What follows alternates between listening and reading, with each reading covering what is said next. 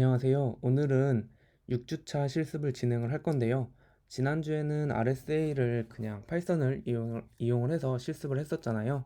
근데 이번 주에는 그 RSA를 조금 더 파이썬의 기능들을 조금 더 많이 사용을 해서 구현을 해보려고 해요.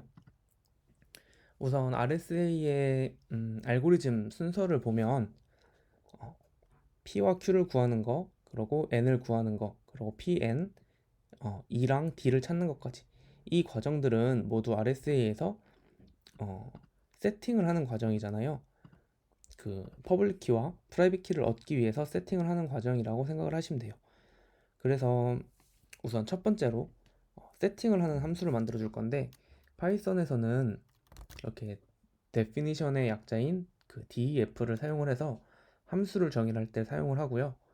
그 definition 뒤에 한 칸 띄고 setting 뭐 이런 식으로 입력을 해주시면 되고, 이 세팅이라는 거는 함수의 이름이라고 생각을 하시면 되고요. 이렇게 뒤에 콜론을 써서 닫아 주셔야 해요.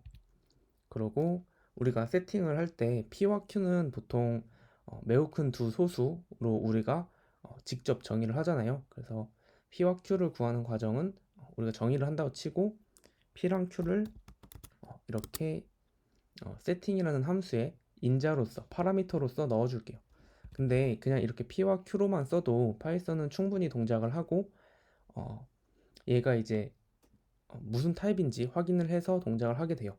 그런데 이렇게 써놓게 되면 나중에 이 코드를 봤을 때 이 P와 Q가 뭐였는지를 좀 기억하기 어려울 수도 있고, 다른 사람이 이 코드를 봤을 때 이 P와 Q가 어떤 타입인지를 알면 이 함수를 해석을 하는데 조금 더 도움이 되거든요. 그리고 이 타입을 고정시킴으로써 중간에 이 타입이 변경되면서 생기는 에러들을 막아주기도 하고요.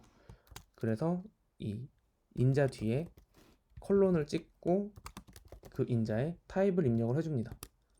이렇게 해주면은 이 함수 내에서 이 인자의 그 타입이 변경되거나 하는 것들을 좀 막을 수 있고요. 변경된다고 하더라도 뭐에서 뭘로 변경되는지를 체크를 할 수가 있어요. 그래서 이렇게 이 변수의 타입을 정의를 해주시는 게 조금 더 코드를 짤 때 도움이 된다라고 생각을 하시면 됩니다. 그래서 P와 Q를 가지고 우리가 가장 먼저 N을 구하잖아요. 그래서 P와 Q의 곱으로 N을 구하고, Pn 이거는 P-1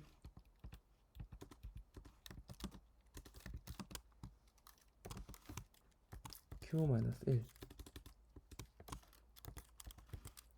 네, 이렇게 구해주시고요. 그 다음에 할 작업이 네 번째, 2를 찾는 과정인데요. 우리가 2는 또 다른 함수, 우리가 새로 만들 find 2라는 함수로 찾아줄 거예요. 그리고 이 find 2라는 함수는 인자를 pn을 가지고요. 그 이유는 우리가 이 gcd라는 함수죠. 그러니까 gcd가 최소 공약수를 의미를 하는 거잖아요. 그래서 이 gcd pn과 2의 최대 공약수가 1인, 그러니까 즉 두 수가 서로 소인 수를 찾는 거고요. 그 2는 1보다 크고 pn보다 작은 값이어야겠죠. 조건을 만족을 하려면. 그래서 여기서 find 2라는 함수를 다시 한번 정의를 해줄게요. find 2. 그리고 우리가 아까 pn을 인자로 받는다고 했으니까 pn, 그리고 pn도 똑같이 타입은 int죠. 네. 그러면은 여기서 이 gcd라는 함수, 그러니까 어떤 최대 공약수를 구하는 거를 우리가 만들 수도 있는데요. 이번에는 만들기보다는 파이썬에 이미 만들어져 있는 굉장히 다양한 모듈들, 라이브러리들이 있어요. 그래서 그거를 사용을 해보려고 합니다. 그럼 모듈을 사용을 할 때는 import라고 해가지고 사용을 하고, import에서 우리는 mass라는 모듈을 사용을 할 거예요. 이렇게 사용을 하시거나 아니면은 from mass에서 import 우리가 사용할 함수 gcd만 받아올 수도 있어요. 이 밑에 있는 거가 조금 더 좋을 수가 있죠. 왜냐면은 딱 필요한 것만 가져오니까. 근데 우리가 어떤 모듈에 뭘 쓸지를 잘 모르겠다. 뭘 쓸지 모르겠고 굉장히 많은 것 중에 한 개를 우리가 선택을 해서 쓸 건데 음, 그럴 때는 이제 그 모듈 전체를 받아오는 거죠. 그래서 이렇게 밑에처럼 하면은 math라는 모듈에서 gcd라는 함수만 받아오겠다는 거고 이렇게 쓰면은 math 클래스 그러니까 math 모듈 전체를 다 가지고 오는 겁니다. 그래서 어떤 형태로 해도 상관없고요. 이번에는 좀 더 스페시픽하게 GCD만 가져오는 걸로 할게요. 아, 두 개가 어떻게 차이가 나냐면요. 여기서 우리가 사용을 할 때 math.gcd 이렇게 사용을 할 수도 있고요. 아니면 그러니까 우리가 이렇게 import math를 했을 때는 math.gcd로 사용을 하셔야 하고 from math import gcd 했을 때는 gcd를 바로 사용할 수가 있습니다. 이렇게 이 두 개 차이점 알아두시면 되고요. 우리는 gcd만 받아올 거니까 gcd로 바로 사용하도록 하겠습니다. 먼저 2가 2를 정의를 해주고요. 그 2가 1보다 크고 pn보다 작잖아요. 그래서 for I in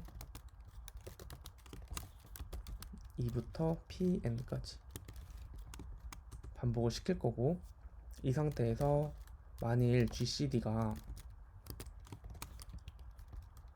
pn과 i를 비교했을 때 그 gcd 값이 1이면 2는 i고 브레이크 그러니까 우리가 원하는 2를 구하게 되면 그 2를 구한 다음에는 더 이상 이 반복문을 돌 필요가 없잖아요. 그렇기 때문에 이렇게 브레이크라는 명령을 써서 반복을 빠져나오게 되고요. 그 다음에 return 2를 이렇게 돌려주시면 됩니다. 그러면은 이 함수에서 2를 리턴 받아서 그걸 2를 넘겨주죠. 여기서 우리가 한번 확인을 해볼게요. 2가 제대로 나오는지. 그러고 이런 식으로 함수 형태로 파이썬에서 코드를 짰을 때는 우리가 이제 이 상태로만 실행을 시키면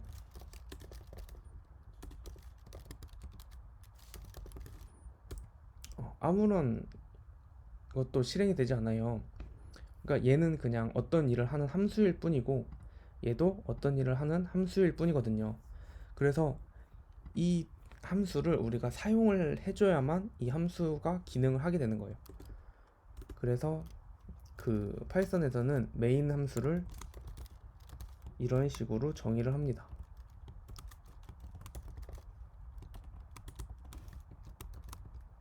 네, 그리고 여기서 p와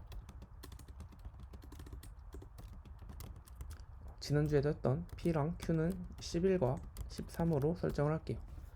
11과 13으로 설정을 하고 setting pq 함수는 이런 식으로 사용을 해주면 됩니다. 그렇게 해서 실행을 시키면 그 print 2가 실행이 된 거죠. 그러니까 print 2만 실행됐다기보다 이 과정이 실행이 됐고 실행이 되면서 2는 find 2라는 함수를 호출을 했기 때문에 그 함수 호출이 돼서 이 작업을 실행을 했고 그걸로 인해서 이제 우리가 2를 찾게 된 겁니다. 그래서 그 2가 이렇게 출력이 됐죠. 그때도 우리가 2는 7이라고 입력을 했었는데 2를 자동적으로도 잘 뽑아내는 걸 알 수가 있습니다. 그러면 2를 찾았으니까 이번에 d를 찾아야겠죠. 그럼 d도 똑같이 find d 함수를 해줄 거고 d를 찾을 때는 pn과 2가 필요해요. 그러니까 이번에 얘는 파라미터가 pn과 2가 들어가겠죠. 여기도 똑같이 함수를 만들어 볼게요. find d pn은 int 타입이고 2도 int 타입입니다. 이게 되게 반복적이라서 다 int인데 이게 뭐가 중요해 라고 할 수 있지만 네, 쓰시는 게 더 좋아요. 코드를 이것만 짜는 게 아니니까. 네, 그래서 이번에는 D를 0으로 초기화를 해주고 D도 똑같이 PN 1보다 크고 PN보다 작아요. 똑같이 for 돌 건데 for I in range고 2부터 PN까지 돌 거고요. 이번에는 E와 D의 모듈러 연산 P를 한 개 1이어야 하죠. 그래서 if E와 D의 곱의 모듈러 연산 P를 한 개 1이어야 해요. 그리고 그때 D는 I고요. 이게 D가 아니고 I죠. 그때 이제 D는 I가 되고 여기도 똑같이 브레이크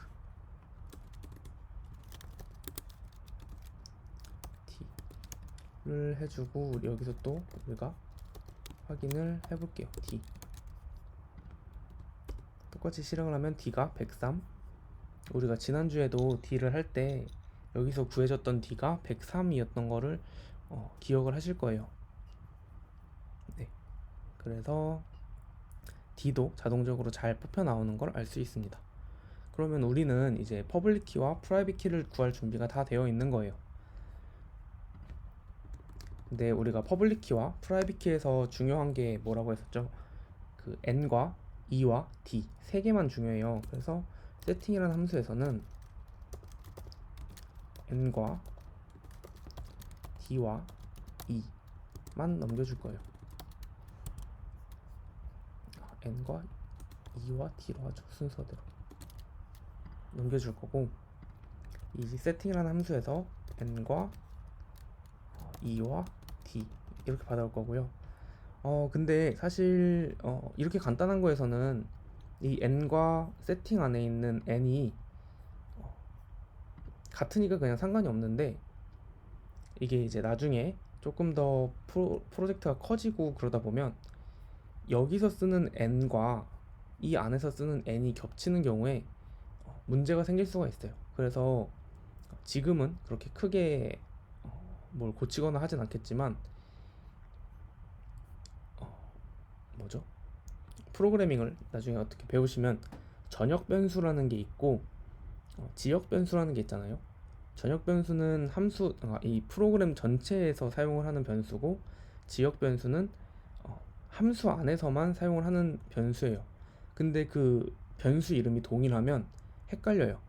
그래서 조금 더 이제 나중에 프로그래밍을 더 열심히 하실 분들은 이런 변수 이름을 지을 때 전역 변수 이름과 지역 변수의 이름을 다르게 지어주시는 게 좋아요.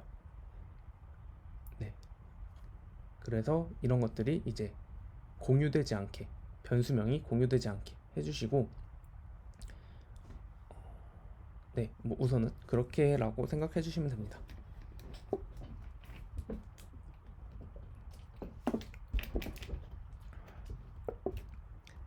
네, 다음으로는 우리가 이제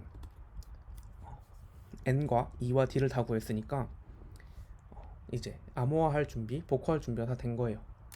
그러면은 암호화 함수를 만들어 볼게요. 인크립트 함수를 만들죠. 인크립트를 할 때 우리가 필요한 거는 플레인 텍스트와 얘는 이제 스트링 타입이겠죠. 스트링 타입이 문자열이거든요. 문자의 나열, 배열. 그래서 문자열 타입이고 n과 e가 필요해요. 근데 n과 e는 우리가 public key라는 이름으로 전해준다고 생각을 하죠. 그리고 그거의 형태는 리스트예요. 그래서 여기서 우리가 n과 e는 public key, 그리고 n과 d는 private key 이렇게 되니까 public key는 n과 e로 정의를 해주고요. private key는 n과 d. 네. 그래서 이런 식으로 정의를 해주고 우리가 시작을 한다고 생각을 하죠. 그러면 우리 인크립트 과정은 그때 기억나시나요? 사이퍼텍스트 C는 P의 2승 모드 N 이었죠. 여기서 우리가 플레인 텍스트가 문자열이기 때문에 이 문자열을 그대로 어떤 제곱을 한다든지 모듈 연산을 할 수가 없어요. 그래서 이거를 우리가 그때도 ord라는 함수와 나중에 이제 그걸 변환할 때는 캐릭터의 chr이라는 함수를 사용을 했었죠. 그래서 이번에도 그렇게 해볼게요. 우선 템프로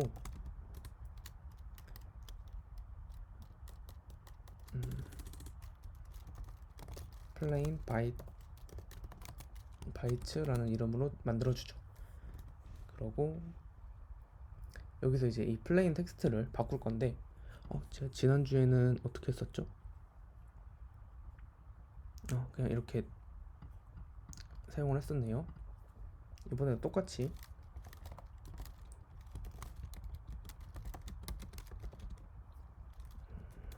플레인 텍스트 겠죠? 그러면은 이 플레인 바이츠라는 배열은 리스트는 숫자로 표현이 되어 있을 겁니다.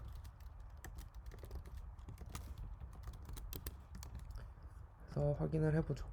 여기서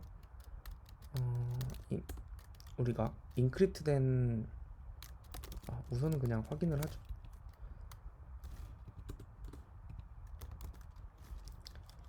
플레인 텍스트는 헬로 월드로 해보죠. 그래서 플레인을 입력해주고 우리가 허블 키를 같이 넣어줘야 돼요. 그러고 실행을 시키면 이렇게 이 값들이 숫자로 이게 십진법이죠. 십진법으로 변환되어서 나오는 걸 확인할 수가 있어요. 네, 그러고 잘 변환되었으니까 이제 암호화를 해볼게요. for 우리가 플레인 바이츠를 돌면서 하나씩 결과값을 구할 거잖아요. 그래서 그 결과는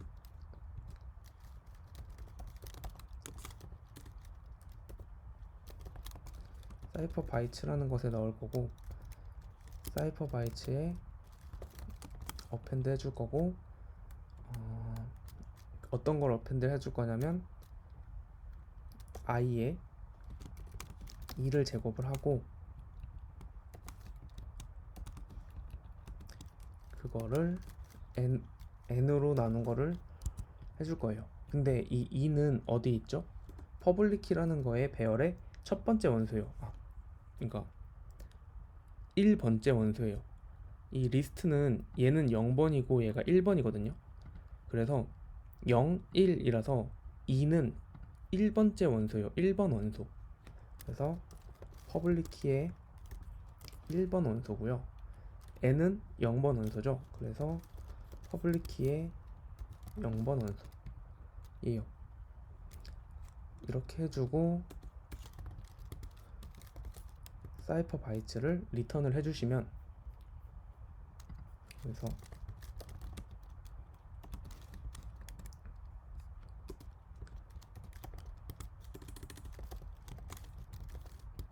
사이퍼를 리턴을 해주시면 아까와 다른 이런 암호화가 되어서 우리가 이게 뭔지 모르는 그런 어떤 값으로 변환이 되었어요. 그래서 여기서 우리는 지난주에 그냥 이렇게만 놨었는데 우리가 어떤 암호를 봤을 때 이런 형태로 보통 되어 있지 않잖아요. 대부분 이제 헥스 코드로 16진법으로 표현이 되어 있거든요. 그래서 우리가 이 사이퍼 텍스트를 16진법으로 바꿔볼게요. 바꾸는 과정은 여기서 이제 헥스라는 함수를 사용할 건데 이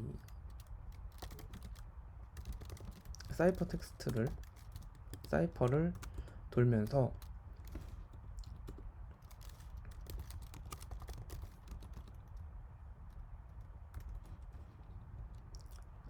돌면서 헥스 리스트에 더 어떤 값들을 더할 건데, 그 값은 헥스라는 함수를 써서 i를 바꾸고요. 그래서 이렇게만 하고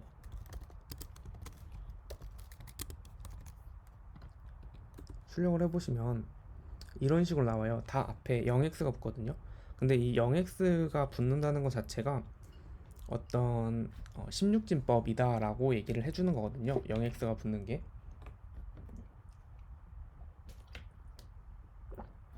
근데 이거를 합치게 되면, 합쳐서 보기 위해서 우리가 그때 사용했던 방법이 join이라는 함수죠. 합쳐서 보게 되면 이런 식으로 중간중간 0x가 들어가요. 근데 이렇게 0x가 들어간 거는 0x는 맨 앞에만 들어가고 중간중간 들어가면 안 되거든요. 그래서 그걸 위해서 문자열에 있는 함수인 스플릿을 이용할 거예요. 스플릿이라는 함수를 사용을 해줄 거고, 스플릿은 이제 파라미터를, 인자를 어떤 문자열을 기준으로 나눌 거냐라는 거거든요. 그래서 지금 이게 이 값 하나하나가 0x, 5b 이렇게 되어 있잖아요. 그래서 0x, 5b를 x를 기준으로 스플릿을 하게 되면 0과 5b가 생기게 돼요. 네, 그래서 우리는 필요한 게 5b잖아요. 그래서 5b만을 가지고 오기 위해서 이 스플릿 된 거가 이제 배열로 나타내지니까 거기에 끝에 있는 것만 가지고 올 거예요. 아니면은 이렇게 쓸 수도 있겠죠. 앞에 0을 없앨 거니까 0만 없이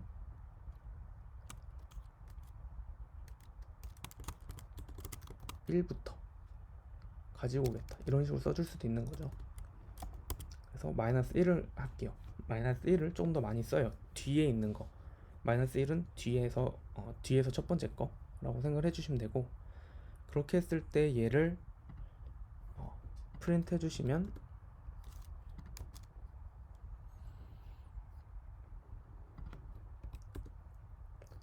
네, 이런 식으로 앞에 0x가 다 사라지고 나오게 되죠. 근데 우리는 그거를 헥스값 형태로 만들 거기 때문에 여기서 붙이면 안 되는군요.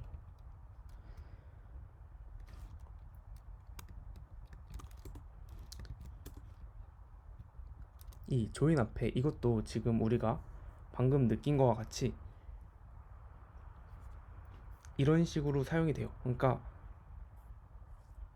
얘의 0번째 원소와 첫 번째 원소 사이에 여기에 있는 어떤 거를 넣는 거고요. 여기에 들어가 있는. 그래서 여기에 아까 0x가 있으니까 0번째 원소와 그러니까 첫 번째 원소 사이에 0x가 들어갔고, 첫 번째 원소와 두 번째 원소 사이에 0x가 들어갔고, 이렇게 됐잖아요. 그냥 여기서 0x를 더해줄게요.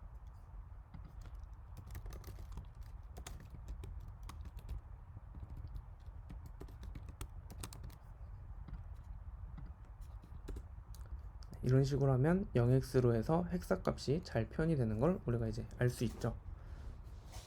네. 그래서 이거를 이제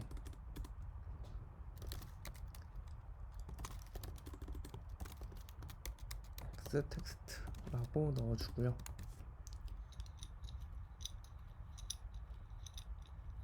이제 암호문을 구했으니 이제는 복호화를 할 차례죠. def decrypt. 네. 여기서 우리가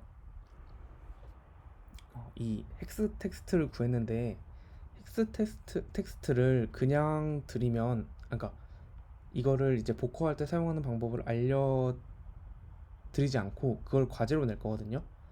그러니 지금은 그냥 사이퍼 텍스트로만 진행을 할게요. 그리고 사이퍼 텍스트를 리스트 형태로 진행을 할게요. 사이퍼 텍스트죠. 얘는 지금은 우리가 리스트 형태고 과제 하실 때는 얘가 스트링 형태의 헥스 값이 될 거예요. 그리고 그다음에 뭐가 필요했죠? 프라이빗 키. 얘도 형태가 리스트죠. 그리고 이제 우리가 그때 디크립트 과정은 P는 C의 디승 모드 N이었어요. 얘도 똑같이 구하면 되겠죠. 근데 우선은 사이퍼 텍스트 자체가 리스트로 되어 있으니 여러분들은 이걸 리스트로 만드는 과정을 해주셔야 돼요. 요 앞에 이 과정을 해주셔야 되고, 저는 그냥 할게요. 사이퍼 텍스트를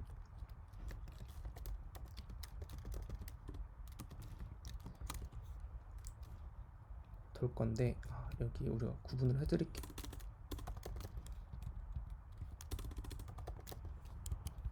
리스트를 돌 건데 이번에도 플레인 텍스트가 필요하겠죠. 그래서 플레인 텍스트에 값들을 추가할 건데 그 값들이 i의 프라이빗 키의 1번 값이고 걔의 모드 프라이빗 키의 0번 값이 들어갈 거예요. 그러고 return plain 텍스트를 해주는데 지금 이렇게 plain 텍스트를 해서 출력을 하게 되면 보여드릴게요.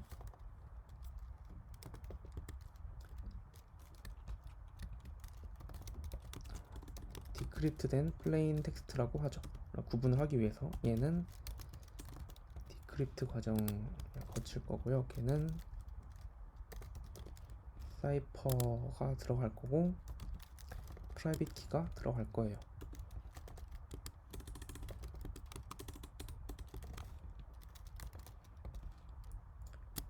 디크립트된 플레인 텍스트를 확인을 해보면 이런 식으로 나와요. 지금 이게 앞에서 이거와 동일하다는 거는 확인할 수 있지만 이렇게 나오면 이게 우리가 텍스트 형태로 나오는 게 아니잖아요. 그래서 여기서는 우리가 앞에 사이퍼 텍스트 같은 경우에는 이 플레인 텍스트를 바이트 형태로 바꾸는 게 필요했고, 여기서는 바이트를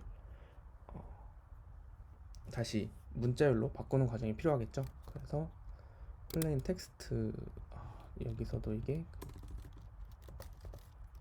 바이트고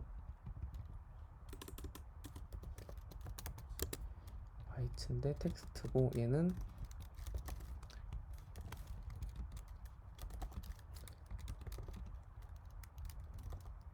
플레인 바이트. 그러고 텍스트를 출력하는 건 리턴하는 건 똑같죠. 이렇게 하고서 출력을 하게 되면 헬로우 월드가 나오는데 우리가 원하는 건 이게 아니죠. 여기서 한 번 더 작업을 해줍니다.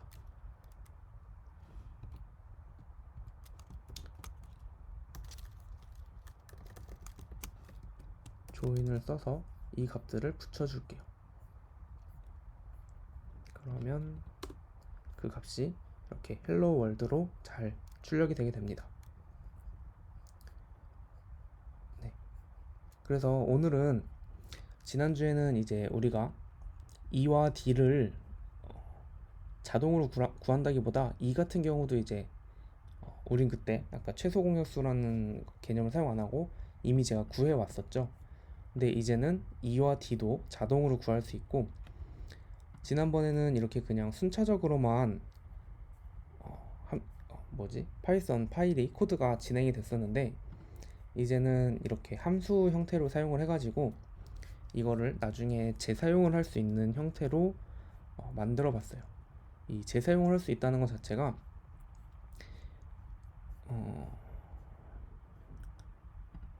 어떻게 생각을 하시면 되냐면, 얘를 가지고서는 우리가 뭔가를 하려고 할 때 코드 전체를 다 순서대로 알아야 하는데,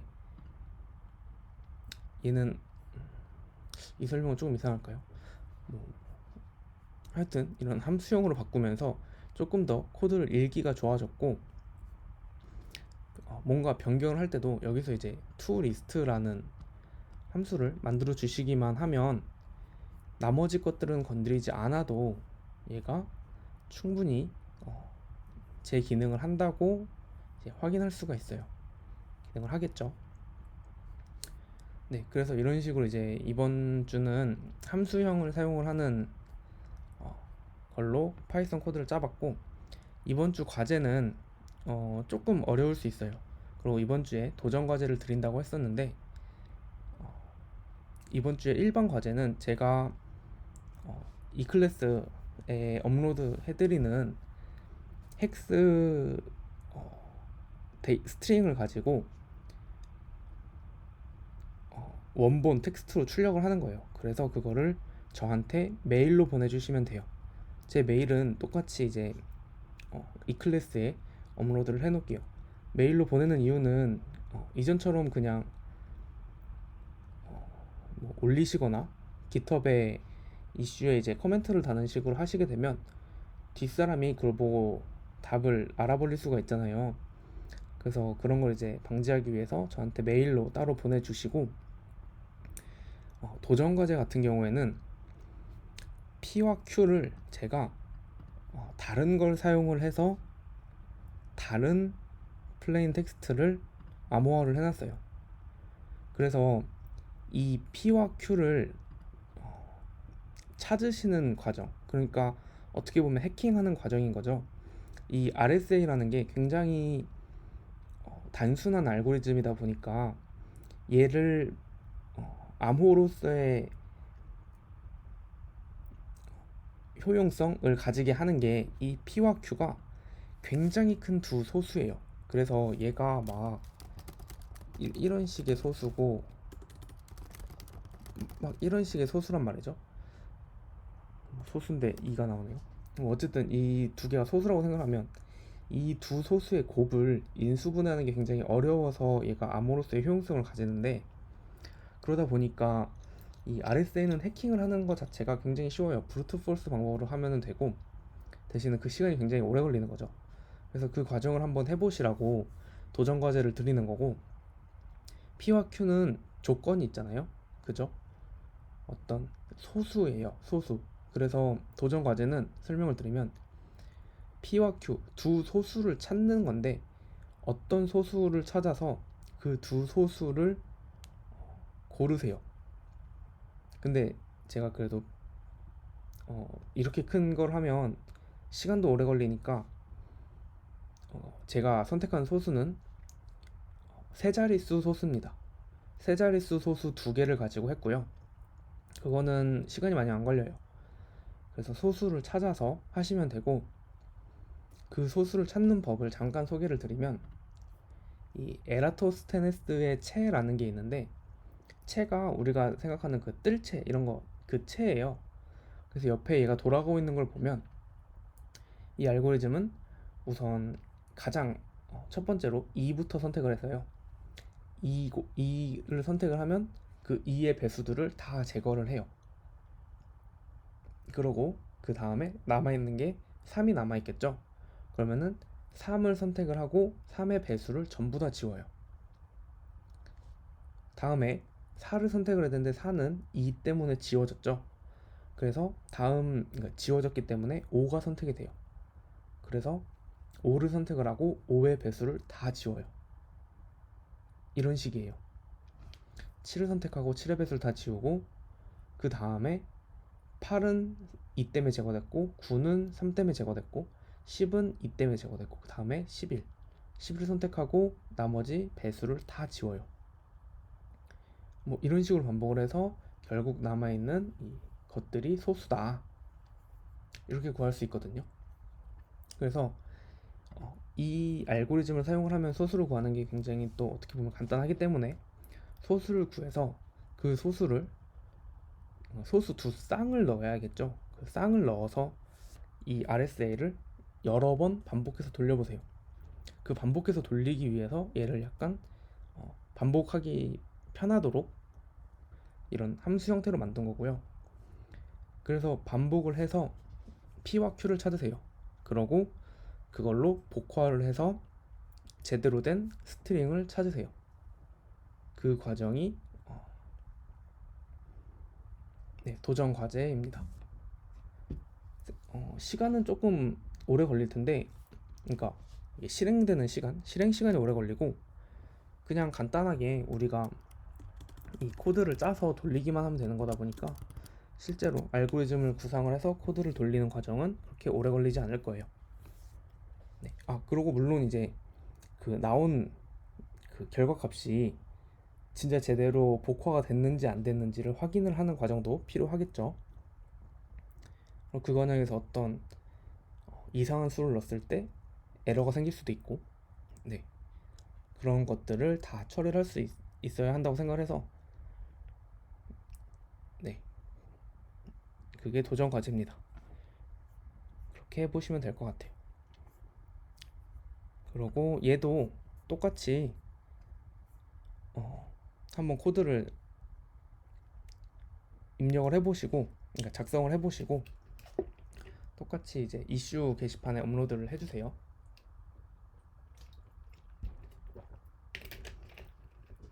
지난번에 보니까 깃허브에 업로드하는 걸 조금 어려워하시는 분들이 있었던 것 같은데, 이렇게 우리가 코드를 뭔가 수정을 했잖아요.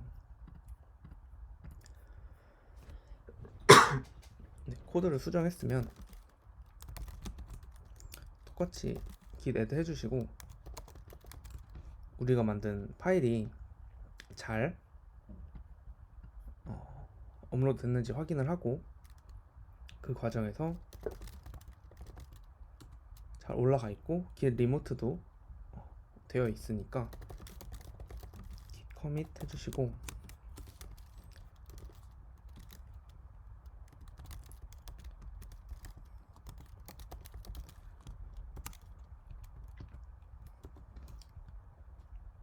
네, 뭐 6주차 실습 이렇게 커밋할 때 이 m이 메시지의 약자일 거예요.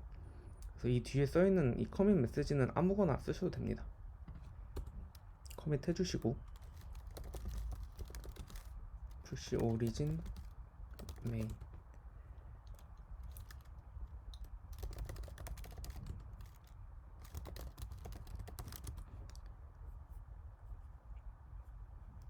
네, 그러면은 아마 잘 올라갔을 겁니다. 그래서 확인을 해주면, 네, 이번 주에 했던 게 잘 업로드 되었죠. 그래서 이런 식으로 업로드해서 이번에도 이슈 게시판에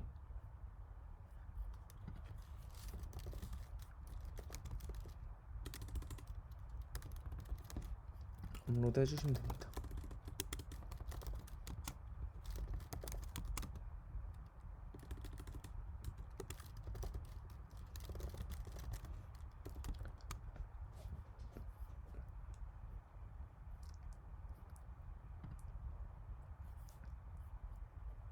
네, 여기 밑에 달아주시면 됩니다. 네, 고생 많으셨고, 이 클래스에 제가 올려놓는 문제들 확인하셔서 그 답은 제 이메일로 꼭 보내주시기 바랍니다. 네, 감사합니다.